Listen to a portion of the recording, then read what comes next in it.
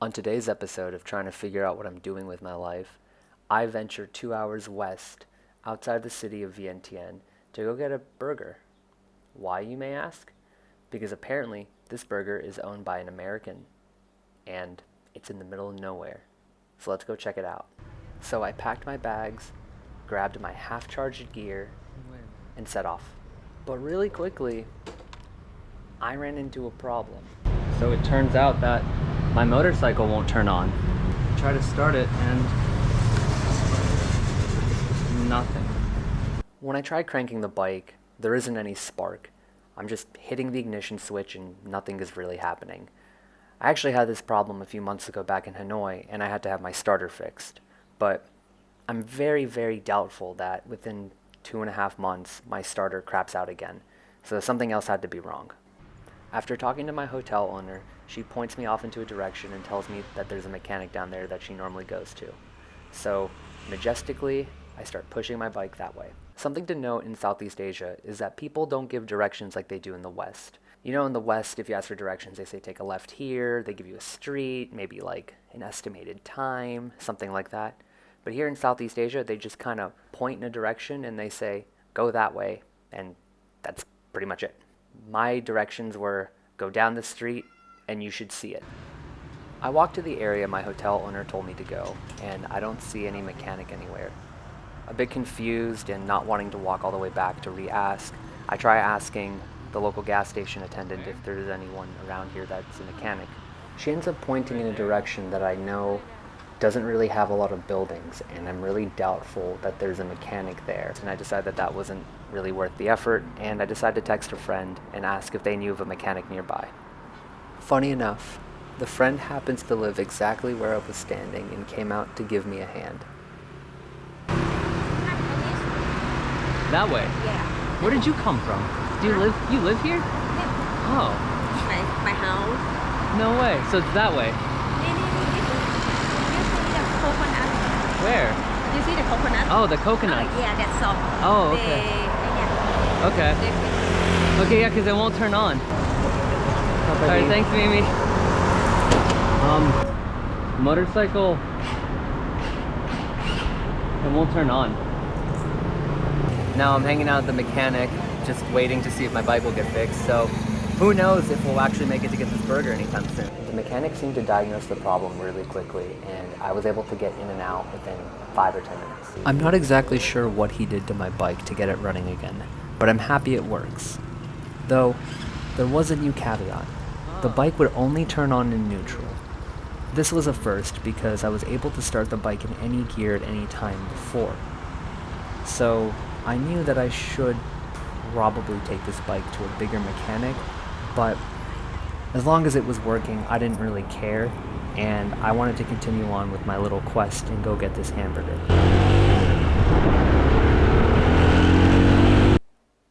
This road had a unique element that I haven't seen in any other part of Laos. Usually, if the road is bad, it's just consistently bad for a period of time. Or if it's good, it's consistently good for a period of time. This road just said, screw it. We're going to be an in-between. And some parts of the road were completely unpaved, and other parts were beautifully paved. There would be these little plots in the middle, just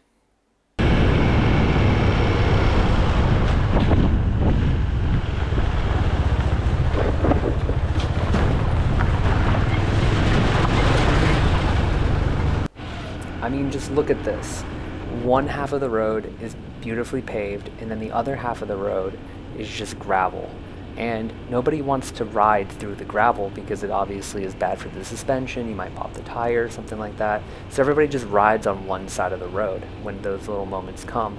But then you hit these pockets where it's just completely unpaved. And when you hit that unpaved area, there's like a thick gap of pavement that you have to pretty much go over. And on a bike, it's a pretty painful drop. And in a car, I'm sure it's not very pleasant either. At this point, I'm about 1 hour into my 2-hour ride. Feeling good and a little thirsty, I decide to pull over and have a sip of water and check my phone since I'm at it. But when I go to start the bike up again, this happens.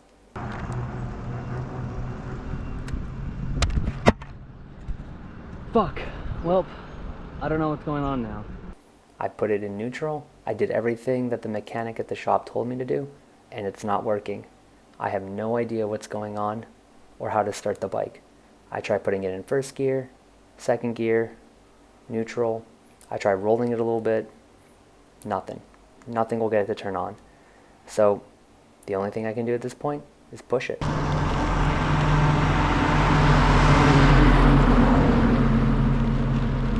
I end up walking for about 5 minutes before I see a giant Honda banner in the horizon. And I think to myself, man, what luck.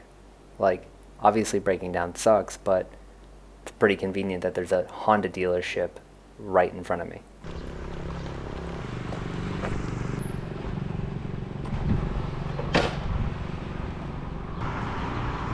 What's up, buddy? Are you a mechanic?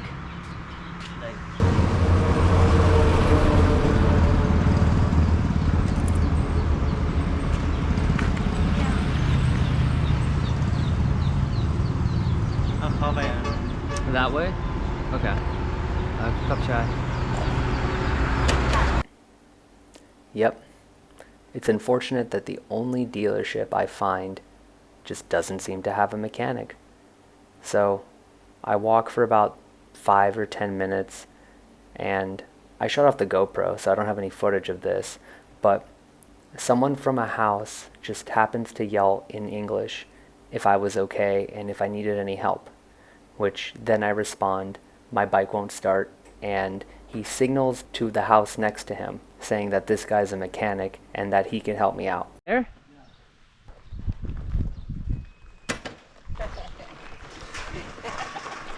What's up, buddy? มีไฟ มีน้ำมันเรียนตาย Motorbike, no start. โอ้ นี่วะ อันนี้สตาร์ทมือวะ Yeah. เดี๋ยวโอเคมึงมาไฟดูหม้อฟืนหม้อไฟ ไฟไม่เข้าโอ้ The mechanic didn't have the parts to actually replace anything on the bike, so everything kind of had to be band-aided together. And we were able to get the bike working again, doing a pretty odd combination of things. Key, clutch.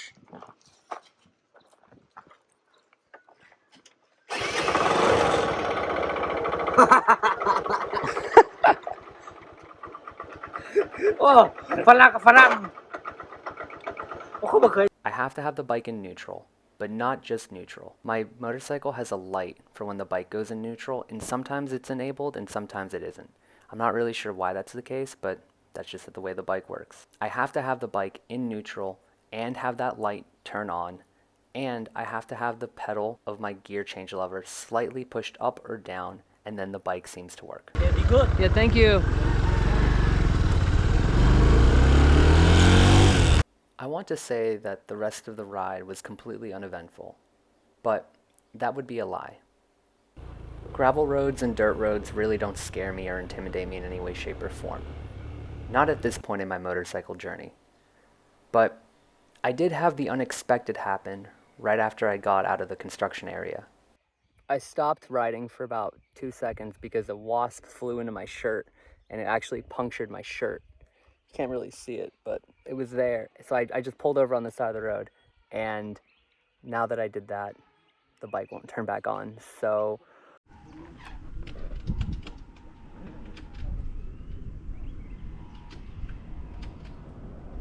but I guess I'm just gonna push myself to a mechanic because I am in a pretty rural area now. So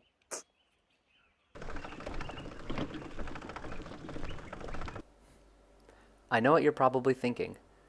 Wasn't this supposed to be a video about going to get a hamburger? Yeah, me too. That's what I thought. But we're almost there. Maybe. I walked for about 10 minutes or so before I decided I wanted to try starting the bike again. With a little bit of luck and some voodoo magic, the bike was able to start again.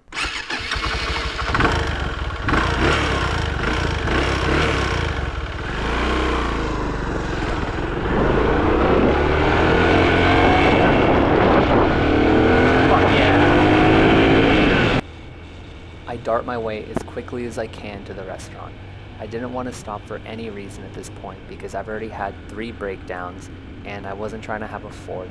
This 2-hour ride has ended up taking about 4 hours, and I just really wanted to get some food and see this thing through. Maybe I was a bit too hyper-focused because I totally blew past the entrance to the restaurant. But in my defense, I honestly couldn't even tell this was a restaurant. This looks like some compound for some like ultra spacey tech lab thing. Like, look at this. You drive up this hill and all you see is one modern building and some construction around, and nobody is around. There's not really any signage or anything like that. To be honest, it was super easy to miss. And even riding up right now, I'm the only one around and it's super quiet. I'm a bit confused if I'm even in the right place, but I did see a sign on the left here that says that this is where the American All-Star restaurant is, and let's go check it out.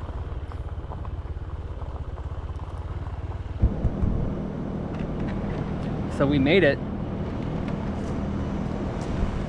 I don't really know what this place is, but let's go check it out.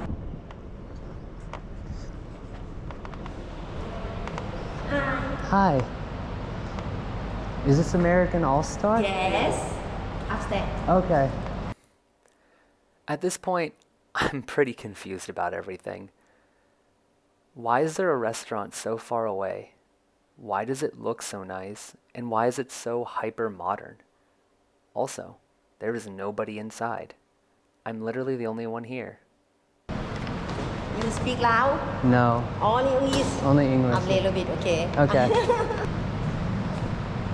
Why do you have a restaurant so far away from the city? Because I like here. Yeah. Like better everything. Yeah.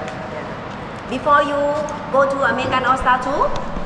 In over there? No. Never? No. First time? Yeah. Oh, before I opened in the Vientiane.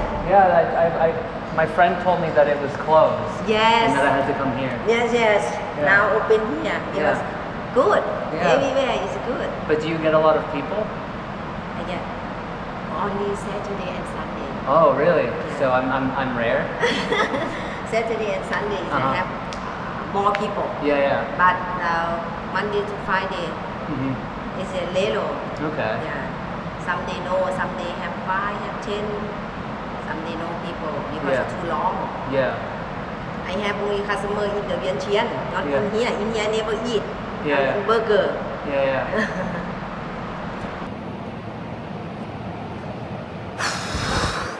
So we finally made it. And look at this place. There's literally nobody here. I'm the only person in this place. And it is really, really cool.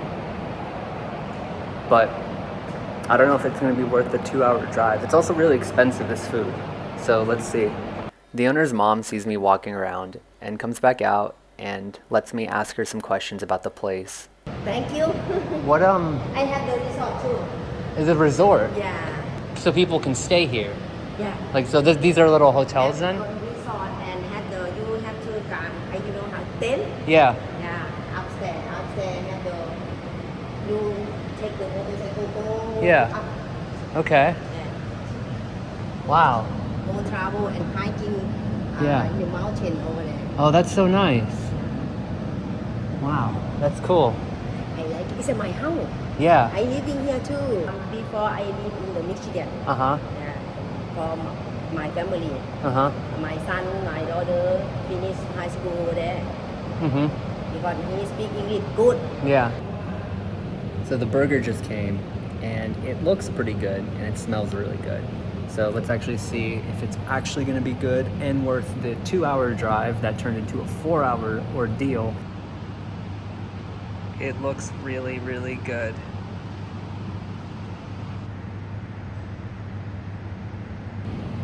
Okay, first impressions, this burger is really good.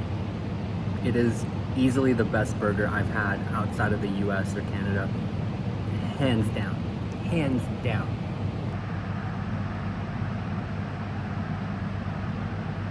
now that we wrapped up eating, that burger was absolutely delicious. And now let's see if we can get the bike started, and let's try and explore this little area a little bit, because this place is really cool.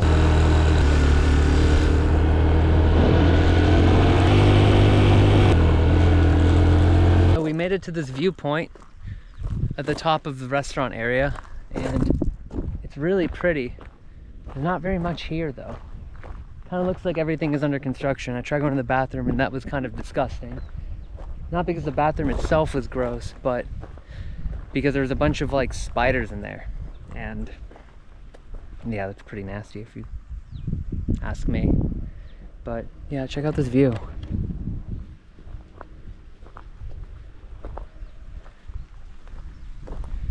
I kind of just wish the trees were more green and lush, but it is dry season here, so you can kind of tell by the lack of clouds in the sky.